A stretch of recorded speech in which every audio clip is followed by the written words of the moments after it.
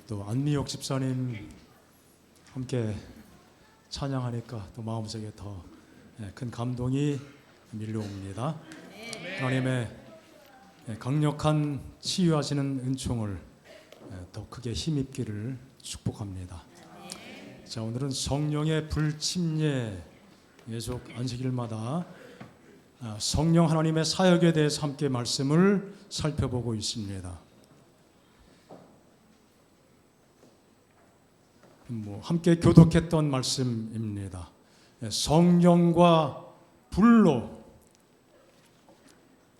침례를 베푸실 것이다. 누가요? 예수님께서 그렇게 하실 것이라고. 누가 지금 이야기했어요? 침례 요한이죠. 나는 물로 침례를 베풀지만 내 뒤에 오시는 나보다 능력이 많으신 그분 예수님께서는 얼마나 위대하시는지 신을 들기도 신발끈을 풀고 묶는 것조차도 내가 감당하지 못할 만큼 위대하신 분인데 그분께서 성령과 불로 너희들에게 침례를 베푸실 것이다. 성령 하나님께서는 특정 형상으로 임하신 그 사실이 성경에 기록되어 있습니다. 사실 하나님은 어떤 구체적인 형상을 가진 분은 아니시죠. 물질적인 분이 아니십니다. 그런데 예수님은 인간의 형상을 입고서 이 땅에 태어나셨고, 예수님께서 계시는 동안에 하나님의 성령께서 특별한 역사로 임하셨는데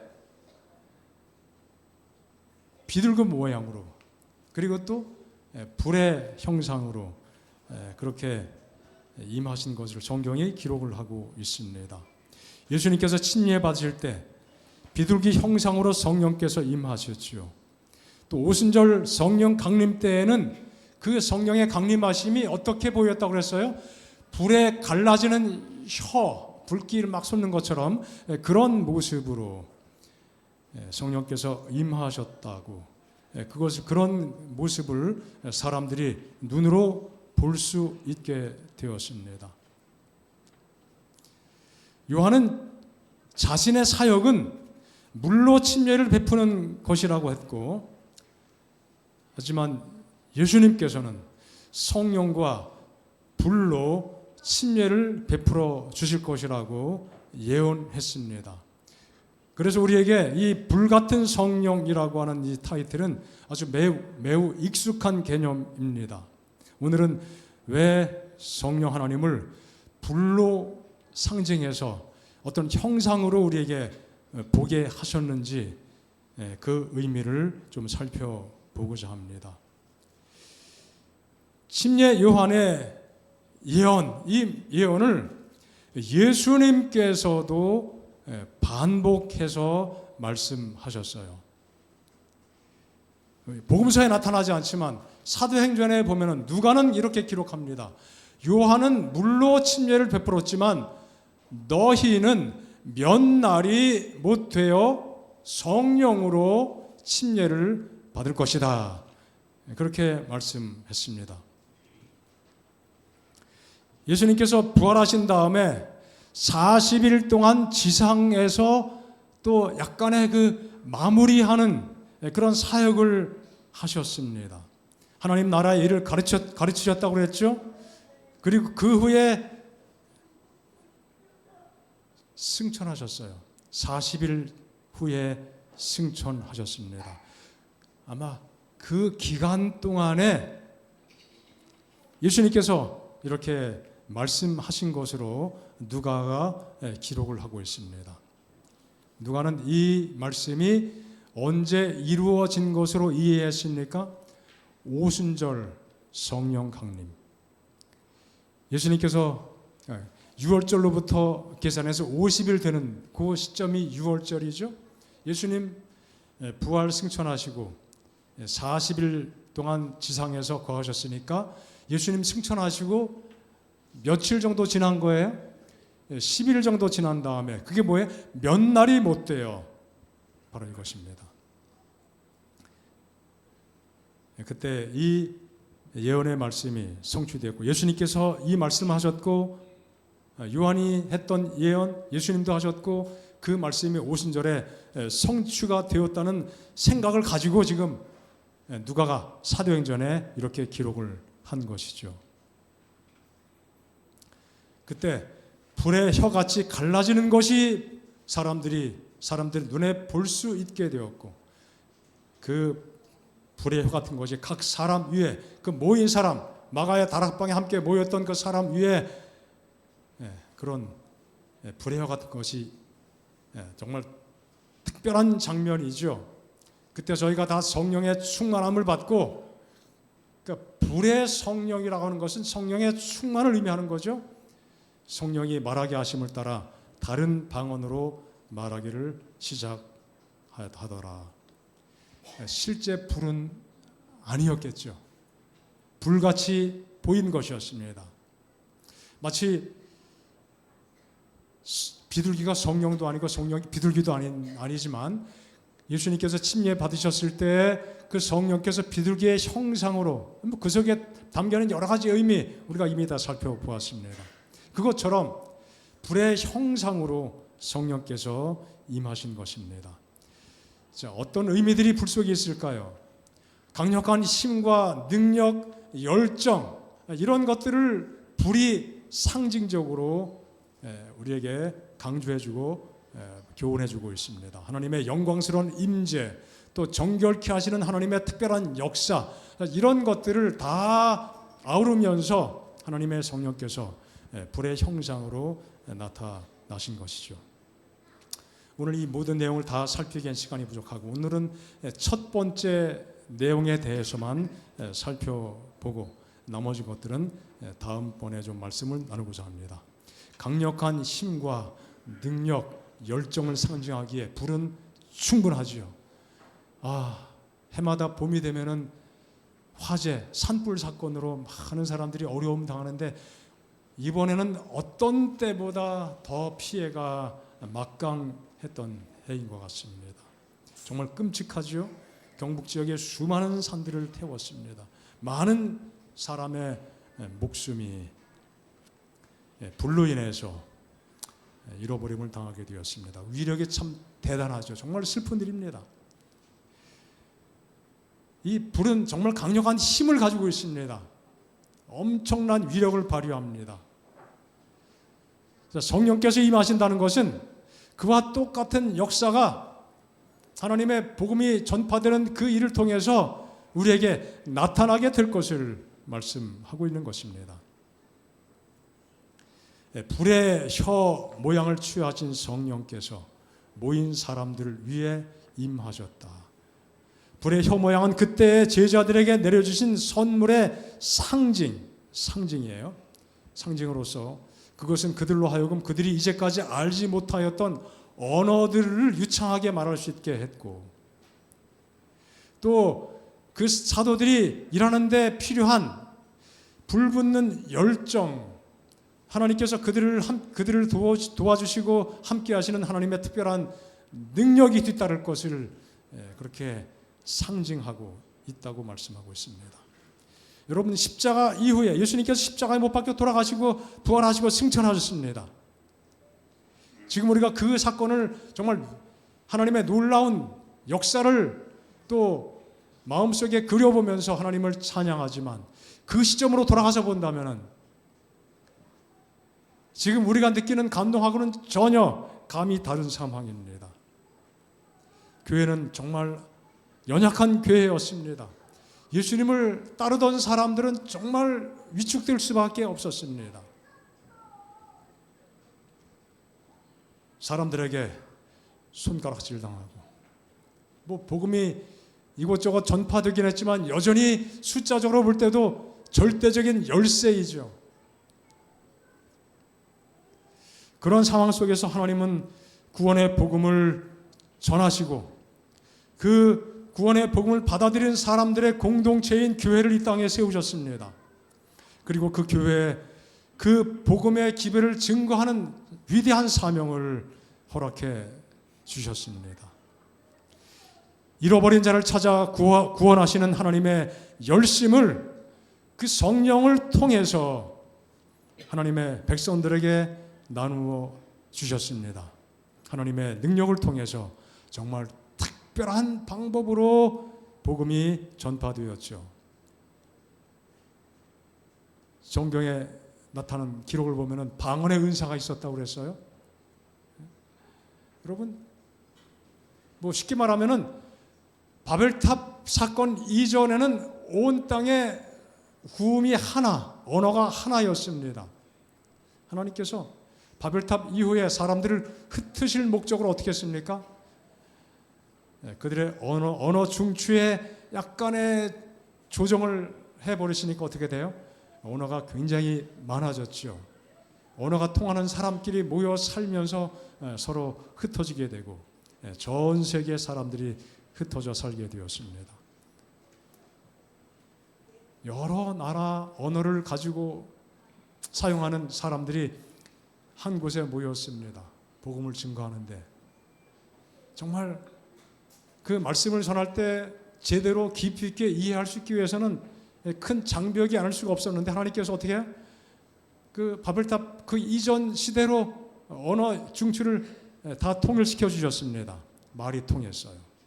여러분, 얼마나 신기했을까요? 얼마나 신바람 났을까요?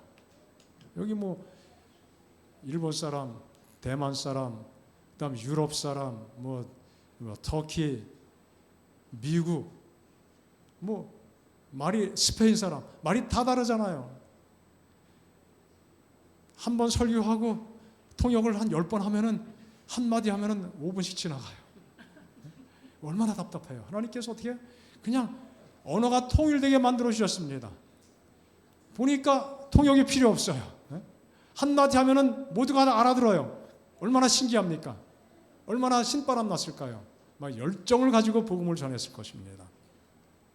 자, 그리고 병 고치는 은사가 나타났습니다. 성경에 보니까 사람들이 바울의 몸에서 손수건, 앞치마를 가져다가 환자들 위에 갖다 엎어놓고 닿게 하면 어떻게 됐어요? 그 병이 나았다고 그랬어요. 정말 놀라운 일입니다. 그리고 귀신이 떠나갔다고 그랬어요. 얼마나 감사와 찬양이 넘쳐났겠습니까? 얼마나 열심으로 하나님의 자녀들이 하나가 되었을까요? 예언의 은사가 나타났습니다. 하나님의 말씀을 온전히 깨닫고 가르치는 능력이 아주 풍성했습니다. 베드로 같은 사람이요. 요즘 말로 하면은 가방끈이 짧아도 너무 짧은 사람이었어요. 어쩌면 학교 근처에도 뭐 그 당시 학교가 뭐 우리 지금처럼 그렇게 현대적으로 조직적이고 그렇지 않았겠죠. 그저 약간의 어떤 그 교육 과정이 있었는데 뭐 그런 거 없어요. 성경을 잘 읽지도 못했을지 몰라요. 읽어도 무슨 뜻인지 감을 잡지 못했을지도 몰라요. 하지만 성령께서 임하시니까 성경 말씀, 입을 열기만 하면은 성경 말씀이 줄줄줄 나오고 그 말씀의 해석이 아주 감동적으로 사람들에게 전달이 됩니다. 사도들이 그렇게 했거든요. 예언의 특별한 은사가 나타났습니다. 구약 성경의 내용을 그들이 희미하게 이해했지만 이제는 분명히 깨닫는 역사가 일어났습니다. 그들이 끊임없이 성소에 가서 양을 잡고 소를 잡고 비둘기를 잡고 제사 드렸지만 그냥 약간의 희미한 이해만 가지고 있었습니다.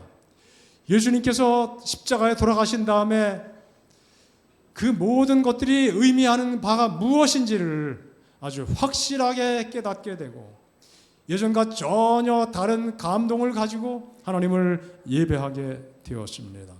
하나님의 사랑에 대해서, 구원의 섭리에 대해서 얼마나 감동했는지 모릅니다. 야, 십자가 정말 놀랍구나.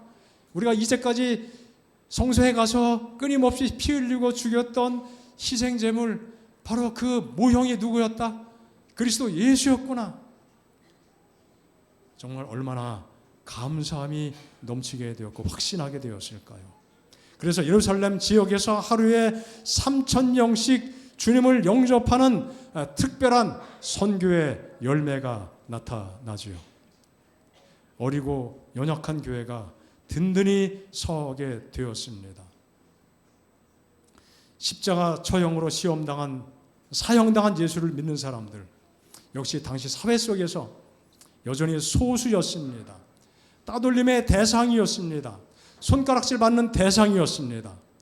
그리고 이교 로마를 통해서 얼마나 많은 교인들이, 얼마나 많은 성도들이 박해로 숨져가고 고난 가운데 많은 시간을 보내는지 알 수 없습니다.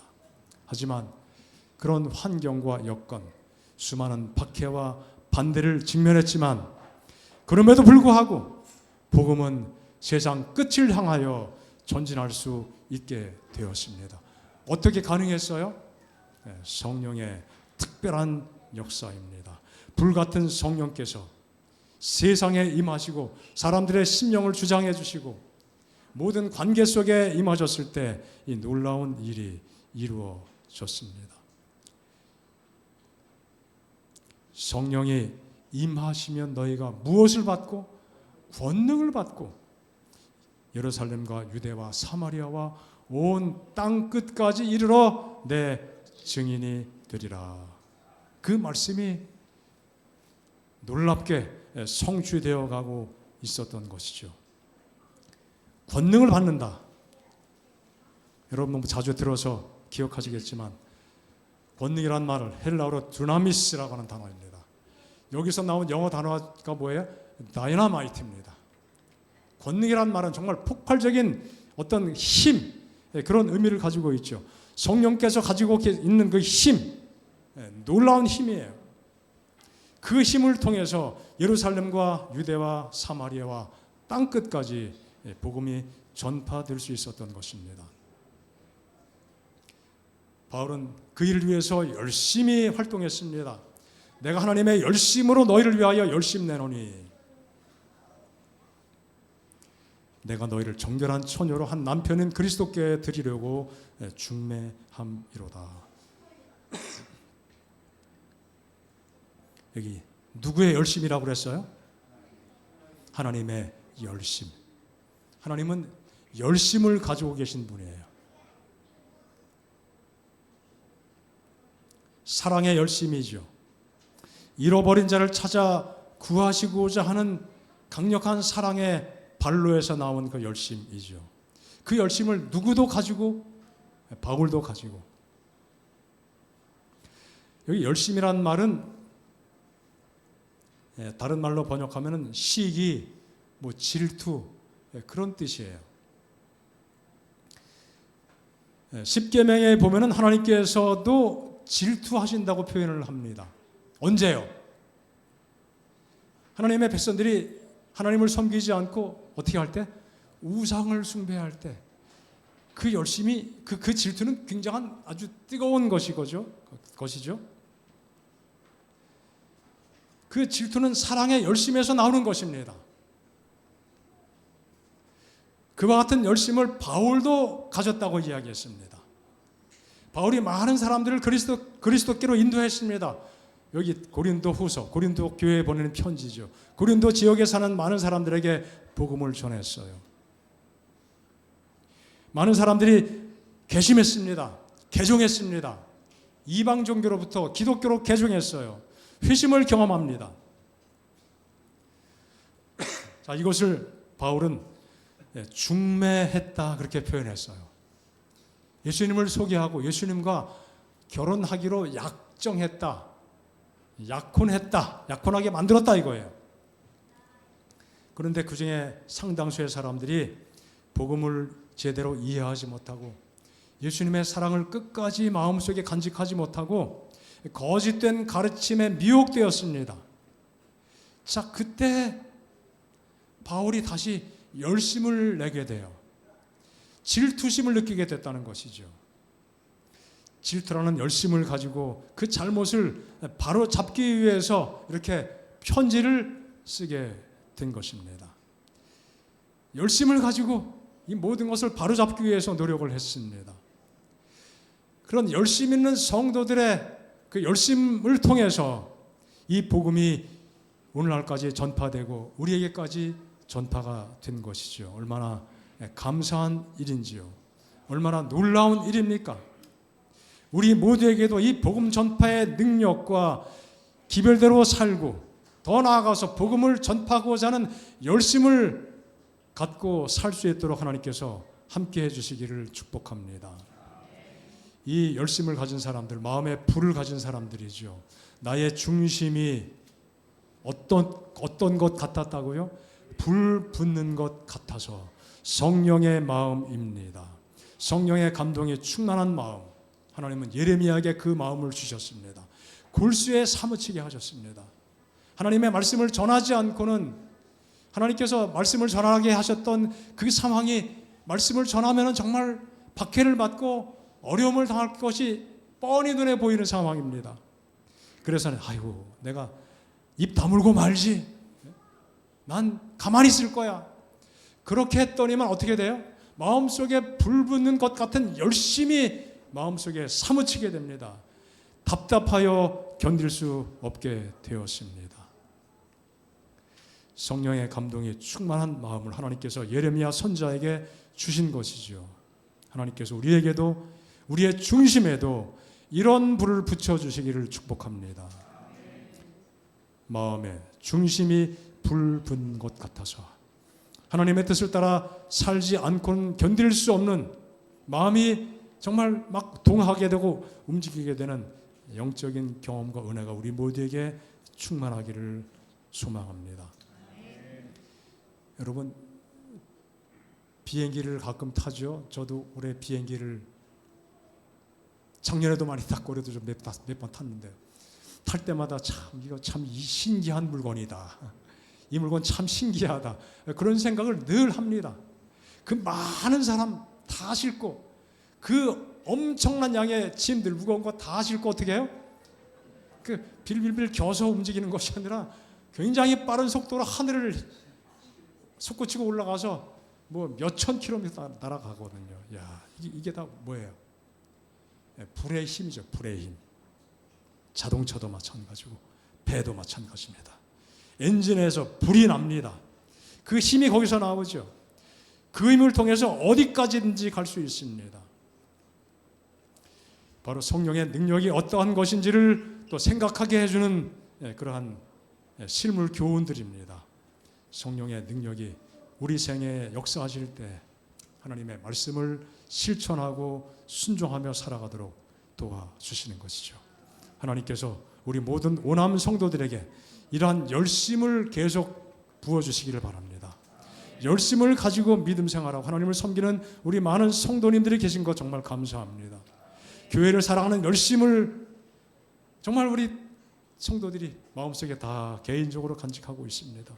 영혼을 사랑하는 열심이 충만한 분들이 있습니다. 각자 자신에게 주어진 여러 위치에서 기쁨으로 봉사하려는 자원하는 열심을 가진 우리 성도들이 참 많습니다. 정말 감사합니다. 귀한 일입니다. 끝까지 달려가길 바랍니다. 주께서 능력으로 이끌어 주실 것입니다. 제가 1월 6일에 올해 들어서 첫 번째 월요일입니다. 그날도 눈이 좀 왔습니다. 오후에 오남 호수공원 가서 한 바퀴 돌고 좀 운동을 산책을 해야지 갔어요. 한 절반쯤 좀 돌았습니다. 저만치 앞에 한 어르신이 구부러진 허리를 그 모양을 유지하면서 아주 힘겹게 한 걸음 한 걸음 옮기시는 모습 보았습니다. 언젠가는 좀 그 장면을 좀 나눌 기회가 있겠지 싶어서 뒤에서 사진을 하나 찍었어요. 그리고 제가 앞으로 갔습니다. 앞에 가서 그분을 뵀어요. 앞모습을 또 찍고 싶어요. 앞에서 사진 찍으면서 얘기 안 하고 찍으면 혼날 것 같아서 어르신 제가 사진 좀 하나 찍어도 되겠습니까? 얼마든지 찍으래요. 나 방송에 여러 번 나온 사람이야. 괜찮아.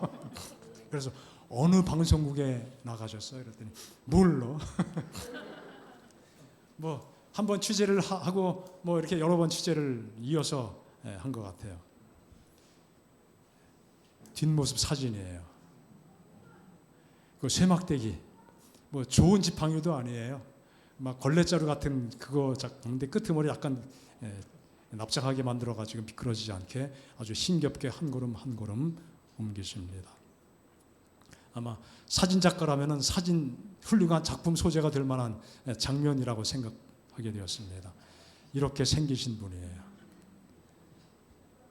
아주 힘겹습니다.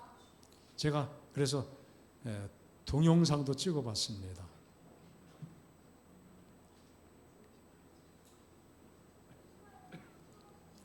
이렇게 걸으세요. 이런 식으로 걷습니다. 빨리 걷지도 못해요. 그저 한 30초 걸으면 한번 쉬어야 돼요. 제가 이 소리를 연결한다는 것이 깜빡했습니다. 급하게 왔다 갔다 하다가. 잠시 멈춰서 아유 얼마나 힘드시는지 그분이 이렇게 이야기하십니다. 그래서 이제 여러 번 대화를 나누다 보니까 그 근방에 사시는지 연세가 어떻게 되셨습니까? 설 지나면은 103이요. 설 지났죠? 103살. 아마 한국 나이겠죠. 103살. 그리고 말씀하시기를 매일매일 빠지지 않고 하루에 한두 바퀴는 꼭 도신대요. 뭐 거의 어떤 특별한 날이 있으면 그렇지만 날씨가 굳거나 특별한 경우 아니면은 빠짐없이 제가 2년 동안 계속 자주 갔거든요. 이제 처음 뵀어요 그날. 그리고 한 말씀 더 하세요. 2바퀴는 돌겠는데 3바퀴는 안 되겠어. 그 소리가 쟁쟁하게 또 마음속에 남아 있습니다. 정말 아직도 힘이 있고 열정이 살아있는 그 모습이 매우 감동적이었습니다.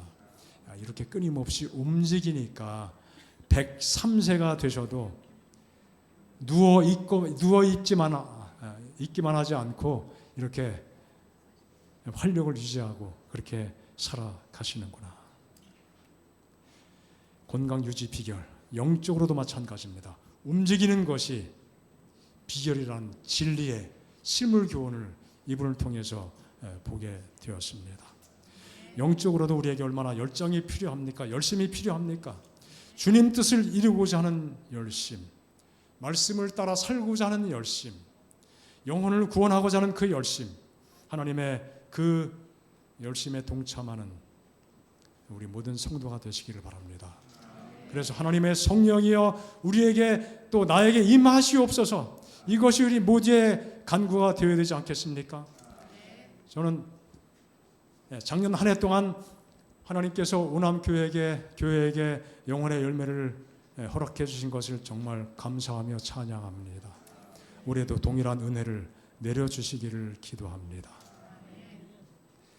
이제 4월에 접어들었습니다.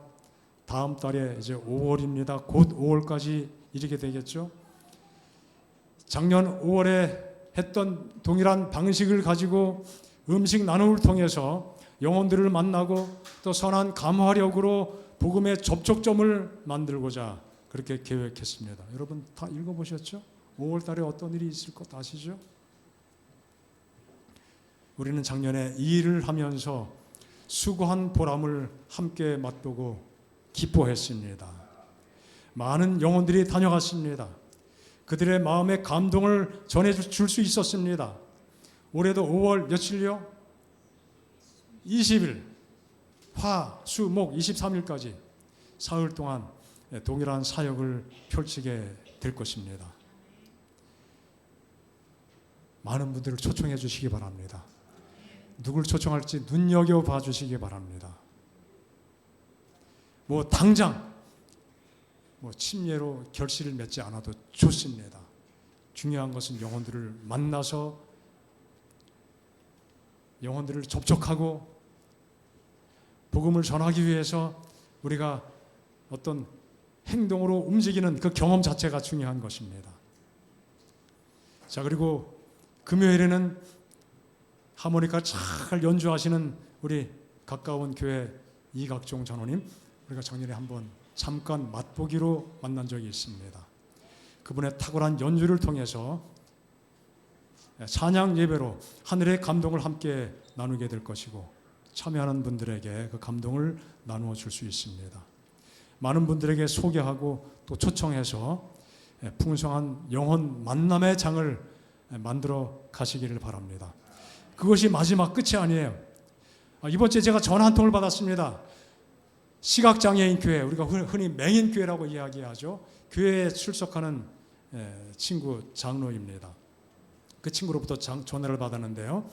그 교회에서 얼마 전부터 안식일 오후에 지역교회랑 연결해서 또 일정을 약속하고 그 맹인들 중에 안마를 업으로 하시는 분들이 여러 분 계시거든요. 그분들이 팀을 이루어서 지역교회에 가서 선교적 목적을 가지고 특별히 봉사하기를 원하는데 원암교회가 원하면은 원암교회에 가도록 일정을 잡아주겠다. 그래서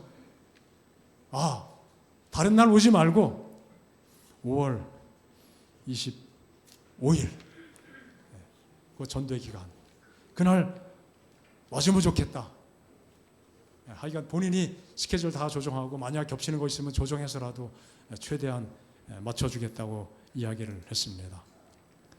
제가 아직 아무에게도 이 말 하지 않았습니다. 지금 처음 발표합니다. 그래서 5월 셋째 주는 총동원 선교 주간이 될 것입니다. 꼭 기억하시기 바랍니다. 자, 이 일을 위해서 이제 곧 함께 출발합니다.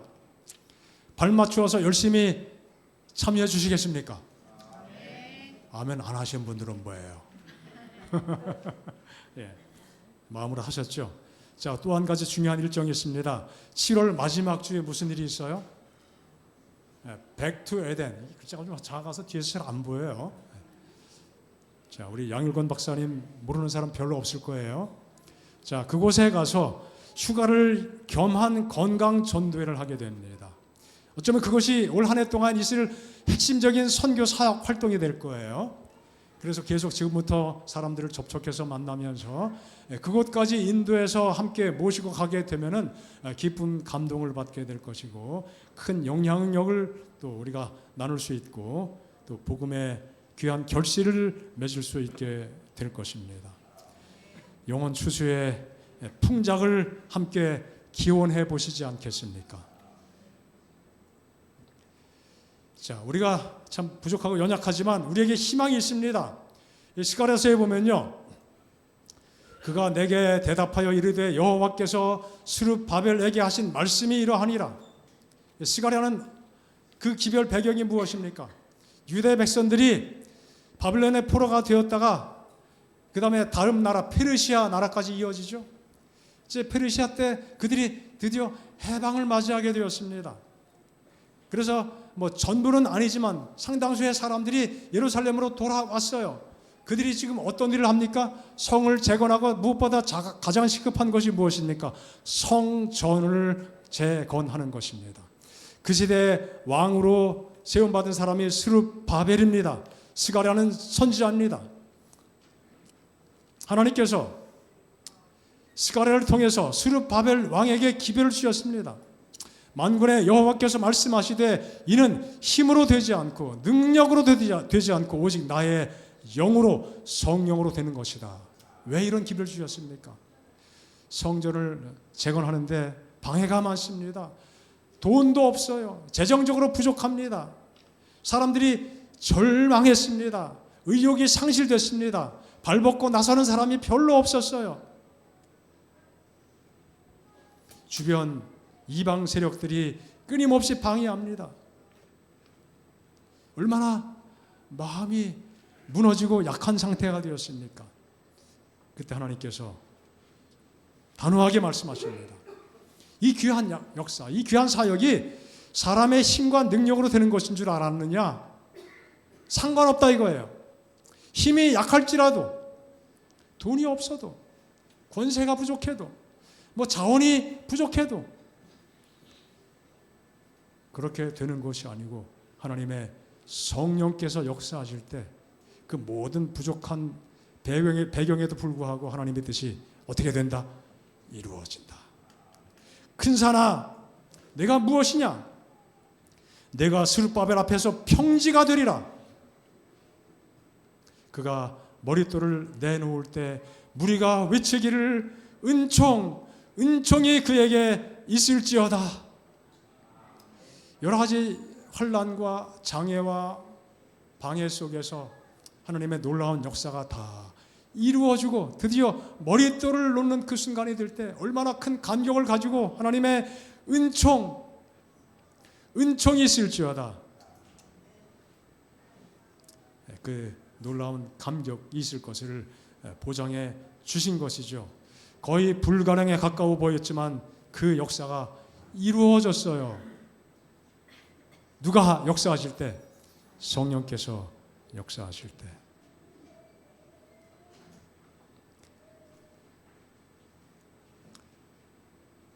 여호와의 말씀이 또 내게 임하여 이르시되 스룹바벨의 손이 이 성전의 기초를 놓았은즉 그의 손이 또한 그 일을 마치리라 하셨나니 만군의 여호와께서 나를 너희에게 보내신 줄을 내가 알리라 하셨느니라. 하나님의 함께하심을 우리가 알 수 있도록 하나님의 성령의 풍성한 임재를 우리의 삶 속에서 특별히 이 한 해 동안에 경험하게 해주시기를 간절히 바랍니다.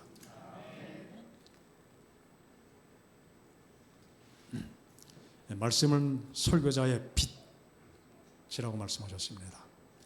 방금 기름이 하늘 감람나무로부터 대접으로 흘러 들어오는 것처럼 이 내용은 바로 아까 방금 읽었던 스가랴서 14장 그 내용이에요.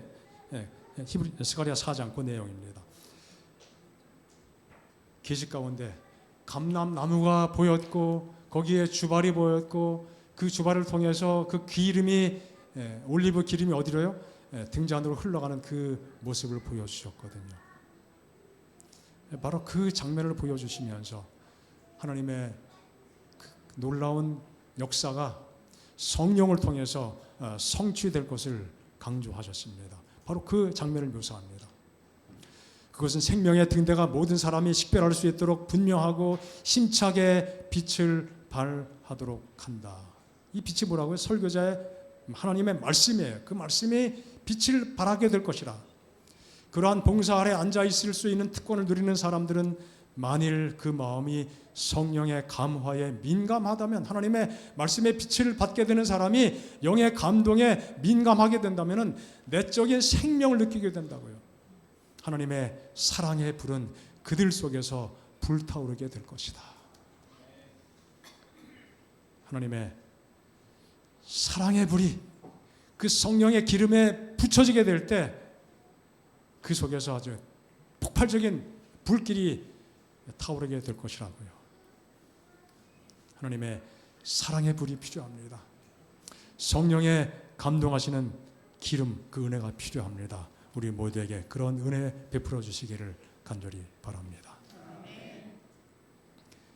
주님께서는 인간의 생각과 목적을 알고 계시므로 얼마나 쉽게 우리의 마음을 녹이실 수 있으며 그의 성령이 마치 불과 같아서 완고한 마음을 얼마나 쉽게 복종시킬 수 있으랴.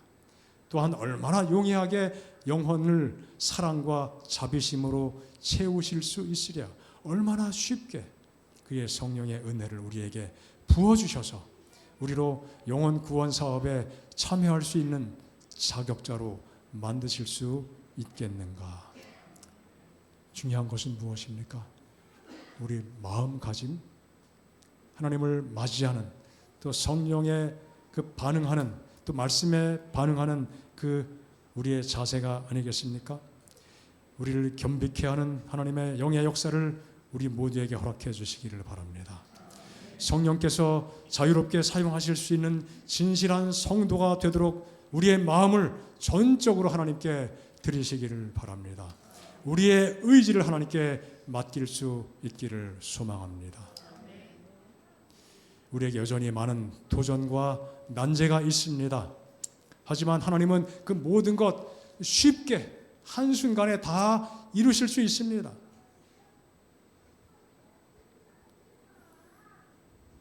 하나님의 영의 역사와 도우심을 통해서 많은 영혼을 구원하고 새 천사의 기별을 땅끝까지 전하게 하시는, 그리고 세상 역사를 끝내게 하시는 하나님의 역사가 우리와 함께하기를 소망합니다.